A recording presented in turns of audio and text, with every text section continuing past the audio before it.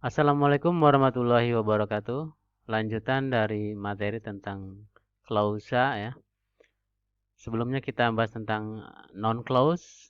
Sekarang berikutnya adalah nomor 2, adjective clause. Anak kalimat yang berfungsi sebagai kata sifat.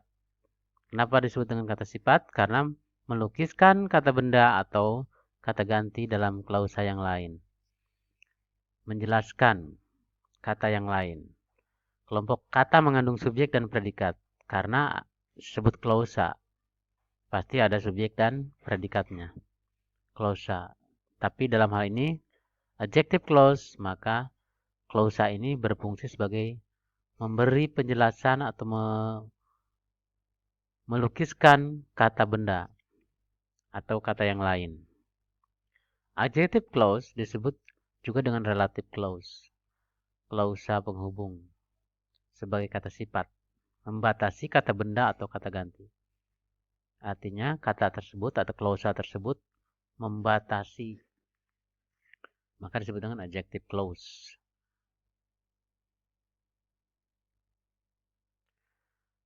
Biasanya bersama dengan kata lain, kata-kata berikut ini adjective clause. Misalnya kata who, which, that, bahwa ini, when, where, why.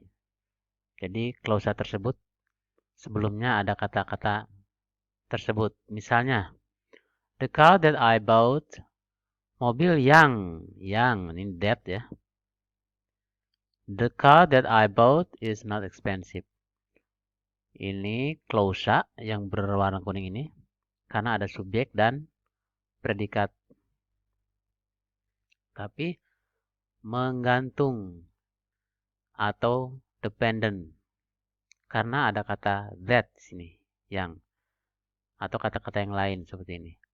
The car that I bought, mobil yang saya beli, ini secara keseluruhan berfungsi sebagai subjek. Ini predikatnya is, not expensive. Jadi yang berwarna kuning atau the car that I bought ini berfungsi sebagai subjek. Mobil yang saya beli.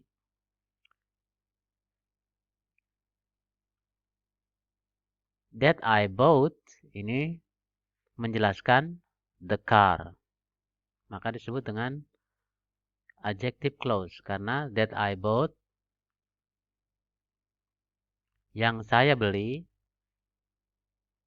ini menjelaskan kata yang lain yaitu the car.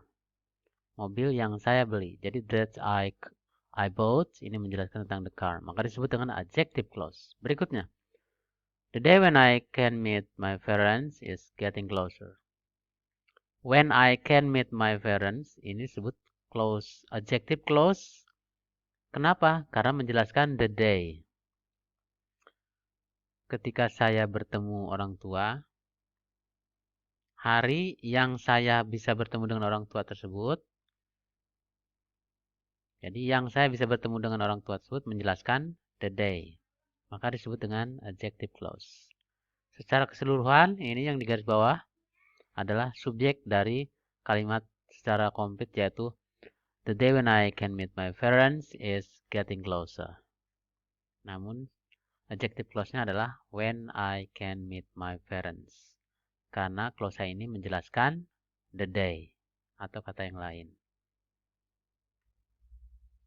Berikutnya, I bought the bag which my friend bought last week. Which my friend bought, yang teman saya membelinya. Saya membeli tas yang teman saya membelinya. Which my friend bought ini disebut adjective clause. Kenapa? Karena menjelaskan kata yang lain. Mana kata yang dijelaskan? Adalah the bag.